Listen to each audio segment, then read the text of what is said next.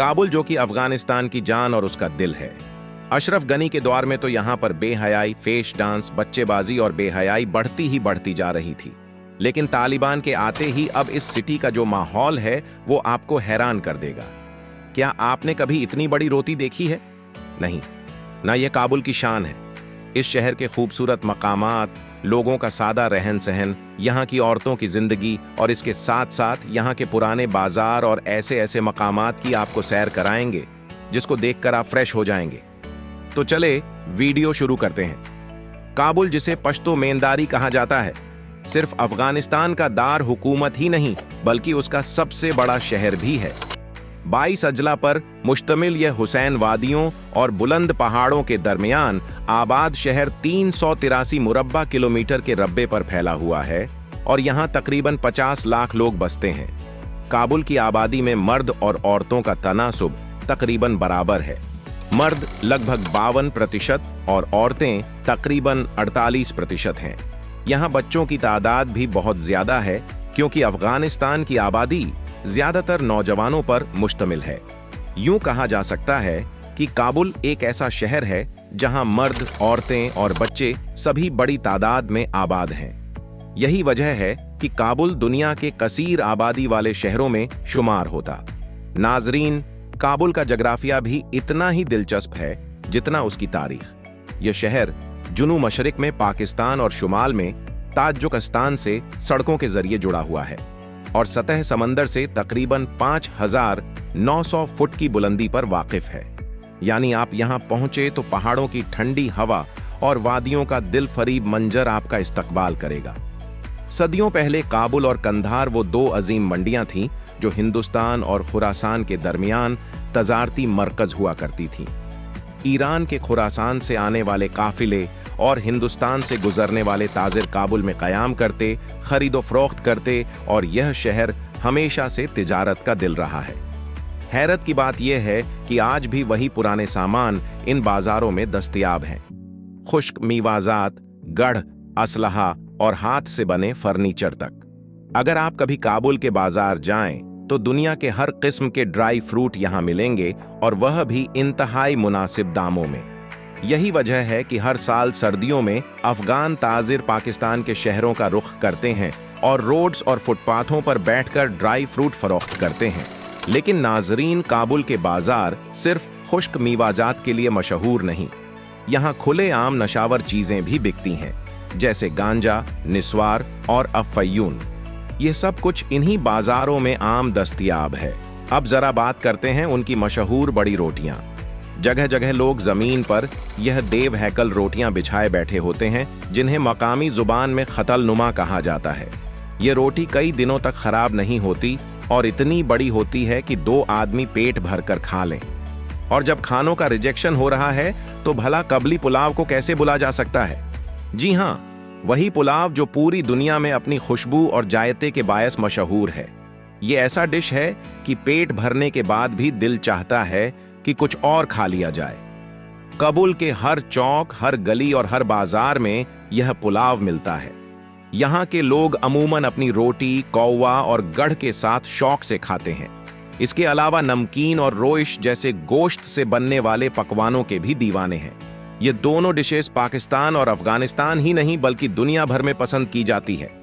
अशरफ गनी के दौर में काबुल और बड़े शहरों में मगरबी तर्ज की महफिलें, डांस पार्टियां और नाइट क्लब्स भी चलते थे। कई होटलों और घरों में मुसीकी और रक्स की महफिलें आम थीं, जहां मर्द और औरतें इकट्ठे बैठते, नाचते, गाते और खुलेआम मगरबी अंदाज की तकरीबात मनाते थे। लेकिन आज तालिबान की हुकूमत में वो सब खत्म हो चुका है। अब ना डांस पार्टियां हैं, नाइट क्लब्स, ना ऐसी तकरीबात की इजाजत है। आज के काबुल में माहौल बिल्कुल मुख्तलिफ है। ज्यादा मजहबी, संजीदा और रिवायती। फहाशी और खुलेआम महफिलों की जगह अब सादगी, पर्दा और इस्लामी कवानीन ने ले ली है। अशरफ गनी के दौर में अफगानिस्तान में औरतों की जिंदगी काफी हद तक बदली हुई खवातीन के लिए स्कूल, कॉलेज और यूनिवर्सिटी के दरवाजे खुले थे। बड़ी तादाद में लड़कियां तालीम हासिल कर रही थीं और कुछ खवातीन डॉक्टर, सहाफ़ी, इंजीनियर और सरकारी इदारों में नौकरियां भी कर रही थीं। वो शॉपिंग के लिए, दोस्तों के साथ घूमने फिरने के लिए और तकरीबात में जाने के लिए भी निस्बतन आज़ाद थी। मगर आज तालिबान की हुकूमत आने के बाद औरतों की जिंदगी बिल्कुल बदल गई है। अब खवातीन ज्यादातर नौकरियों से निकाल दी गई हैं और सरकारी दफातर में भी उनका दाखिला महदूद कर दिया गया है। औरतों को अकेले सफर करने की इजाजत नहीं दी जाती। उन्हें घर से निकलने के लिए मर्द के साथ होना लाजमी है। शॉपिंग, तालीम और सोशल लाइफ सब पर पाबंदियां हैं। हत्ता के ब्यूटी पार्लर्स भी बंद कर दिए गए हैं, जो पहले खवातीन की एक बड़ी तफरीह हुआ करती थी। और हाँ, यहाँ के रहन सहन का एक और पहलू भी काबिले जिक्र है।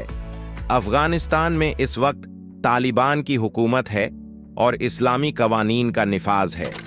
दुनिया की किसी भी कॉन्फ्रेंस या मीटिंग में जब यह लोग शिरकत करते हैं तो अपने रिवायती कौमी लिबास में ही जाते हैं। नाजरीन, सर्दियों के दिनों में काबुल की फजा ही कुछ और होती है। लोग ठंड को दूर करने के लिए गर्म कहवा और गोश्त की यखनी का शौक से इस्तेमाल करते हैं। बर्फ से ढकी गलियों और चमकती रोशनियों में घूमते हुए अक्सर यह गुमान होता है जैसे हम किसी यूरोपियन कंट्री में आ गए हों। काबुल की खास बात यह भी है कि यहाँ की आबादी ने पहाड़ों को तराश तराश कर घर बनाए हैं। सैकड़ों मकानात पहाड़ों के दामन और चोटियों पर कायम हैं, जो इस शहर को और भी हसीन मंजर देते हैं। अफगानिस्तान की सरजमी आज भी तालिबान की हुक्मरानी में है। इनकी मौजूदगी के बायस फहाशी आम नहीं हो सकती। तालिबान अक्सर अपने असलहे के साथ बाजारों और गलियों में गश्त करते दिखाई देते हैं। यह खित्ता सिर्फ कुदरती हुस्न नहीं बल्कि तारीख और रूहानियत का भी अमीन है। काबुल के आकब में शहनशाह बाबर का मज़ार, तैमूर शाह, मोहम्मद नादिर शाह और अमीर अब्दुल रहमान जैसे हुक्मरानों के मकबरे मौजूद हैं। लेकिन सबसे खास ज़ियारत है सखी शाह मर्दान का मज़ार मुबारक। ये मज़ार निहायत खूबसूरत और वसी है। पूरा इहता नीले और सब पत्थरों से आरास्ता है। दीवारों पर हदीसें और दुआएं खुशखती से लिखी गई हैं। यह वही मुकाम है जहां एक वक्त नबी करीम की मुबारक चादर कंधार से मुंतकिल करते वक्त रखी गई थी। वही चादर जिसके बारे में रसूल अकरम ने हजरत अली और हजरत उमर फारूक को वसीयत की थी कि मेरे बाद यह अमानत हजरत ओवैस करने को दे दी जाए। आज ये जगह मस्जिद भी है और मज़ार भी। इसके सामने एक वसी इहाता है जहां पूरे अफगानिस्तान से लोग अकीदत के साथ आते हैं, ज़ियारत करते हैं और सयाहत का लुत्फ उठाते हैं। यही वजह है कि सखी शाह मर्दान का मज़ार काबुल का एक बड़ा सयाहती मरकज़ बन चुका है। अलबत्ता नाजरीन, बारिश के दिनों में काबुल के हालात कुछ और रुख इख्तियार कर लेते हैं। पहाड़ों से बरसने वाला पानी जोर के साथ शहर की तरफ लपकता है, जिसके नतीजे में नुकसान भी हो जाता है। यूं इस शहर की खूबसूरती के साथ साथ इसकी मुश्किलात भी अपनी जगह मौजूद है। नाजरीन, बारिशों के मौसम में पहाड़ों से उतरने वाला पानी किसी तूफान की तरह सड़कों पर दौड़ता है। रास्ते में आने वाली हर चीज को नुकसान पहुंचाता हुआ आगे बढ़ता चला जाता है। लेकिन इसी काबुल के वस्त में एक और हुस्न भी बहता है, दरिया काबुल।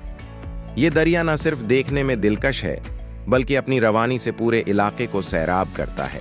इसकी लंबी फैली हुई मौजें शहर को जिंदगी बख्शती है।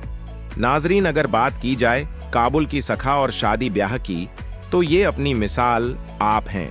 अफगानी शादियां कई दिनों तक चलती हैं और उनमें मेहमान नवाजी का एक खास रंग होता है। दस्तरखान पर सबसे पहले लजीज काबली पुलाव, गोश्त के पकवान, यखनी और बड़े साइज की रोटियां रखी जाती हैं। औरतें रंग बिरंगे कपड़ों में, भारी जेवरात के साथ और खास तौर पर रिवायती अफगान लिबास में नजर आती हैं। नौजवान लड़कियां हाथों पर मेहंदी लगाती हैं और मर्द हजरात सफेद सलवार कमीज और पगड़ी पहनकर शरीक होते हैं। शादी की तकरीबात में रबाब और दिम्बूरा जैसे रिवायती साज बजाए जाते हैं और लोग झूमते हैं, रक्स करते हैं। यूं लगता है जैसे पूरा गांव या पूरा शहर एक जश्न में डूबा हुआ हो। जदीद तर्ज की बुलंदोबाला इमारतें, कुशादा सड़कें और रोशन बाजार किसी यूरोपियन शहर की झलक दिखलाते हैं। यहाँ 5 स्टार होटल्स हैं जहाँ सयाह दुनिया भर से आकर कयाम करते हैं। बड़े बड़े शॉपिंग मॉल्स हैं जहाँ जदीद ब्रांड्स और लोकल चीज़ों का हसीन इम्तजाज मिलता है। यूं केबुल आज भी अपनी सदियों पुरानी रिवायत को संभाले, मगर वक्त के साथ साथ जदीद दौर के नक्शे कदम पर भी चल रहा है। नाजरीन, केबुल शहर में टैक्सी और बस सर्विस का बेहतरीन निज़ाम मौजूद है। केबुल शहर में टैक्सी और बस सर्विस का बेहतरीन निज़ाम मौजूद है, लेकिन दिलचस्प बात यह है कि यहाँ टैक्सी का काम सबसे ज्यादा चलता है। लोग ज्यादातर पश्तो और दरी जबानें बोलते हैं। अंग्रेजी कम ही जानते हैं क्योंकि तालीमी शरह ज्यादा नहीं है। लेकिन एक बात जो दुनिया जानती है वो यह कि मुसलमान जहां भी हो, बहादुरी उनका विरसा है और अफगान तो बहादुरी की पहचान है। कभी भी मौत से नहीं डरते। सोचिए, चंगेज खान हो, ब्रिटिश एम्पायर हो या अमेरिका जैसी सुपर पावर, सबने इस सरजमी पर कब्जा करने की कोशिश की। ताकत के जोर पर आए कत्लो गारत की, लेकिन अंजाम में सबको नाको चने चबाने पड़े। ये वही अफगान थे जिन्होंने जदीद मशीनरी, असलहा और हवाई जहाजों के बगैर भी दुनिया की सुपर पावर्स को शिकस्त दी। और आज अल्लाह के फजल करम से पूरे अफगानिस्तान में तालिबान की हुकूमत कायम है। यह बात एक बार फिर साबित करती है कि इस्लाम की ताकत अपनी जगह कायम है, नाकाबिले शिकस्त और नाकाबिले ज़वाल। नाजरीन, आज का अफगानिस्तान तेजी से बदल रहा है। बड़े बड़े तरक्कियाती प्रोजेक्ट्स शुरू किए जा चुके हैं जो आने वाले वक्त में इसकी इकोनॉमी को नई ताकत बख्शेंगे। सदियों की तारीख और फिरसे के बावजूद यह सरजमी अब एक नए दौर की तरफ बढ़ रही है। अगर कभी आपका दिल चाहे कि अफगानिस्तान की सैर करें तो मेरा मशवरा है कि सर्दियों में जरूर आइए। बर्फ से ढके पहाड़, ठंडी फजाएं और काबुल की रोशन वादियों का हुस्न अपनी आंखों से देखने के काबिल है। और हाँ, एक अच्छा कैमरा अपने साथ जरूर लाइएगा ताकि इस जादुई सरजमी के हर मंजर को आप अपनी यादों में कैद कर सकें। काबुल की पहचान सिर्फ उसके बाजार और खाने ही नहीं बल्कि उसकी मौसी भी है। अफगानी मौसी की तारीख सदियों पुरानी है और उसमें सबसे ज्यादा मशहूर साज हैं रुबाब और दिम्बूरा। रुबाब को तो अफगानिस्तान का कौमी साज भी कहा जाता है, जिसकी धुनें सुनकर दिल पुरस्कून हो जाता है। शादियां, त्योहारों और मीलों में यह साज बजाए जाते हैं और लोग उन पर रक्स करते हैं। आज के जदीद दौर में भी काबुल के नौजवान अपनी सकाफत को जिंदा रखने के लिए इन्हीं साजों को बजाते हैं और उन पर नए गाने भी बनाए जाते हैं। यूं पुरानी रिवायत और नए जमाने की झलक एक साथ नजर आती है। नाजरीन, अगर आपको हमारी यह वीडियो पसंद आई हो तो चैनल को सब्सक्राइब करें, लाइक और शेयर जरूर करें ताकि आप तक ऐसी मजीद दिलचस्प मालूमात पहुंचती रहे। अगली वीडियो में फिर मुलाकात होगी।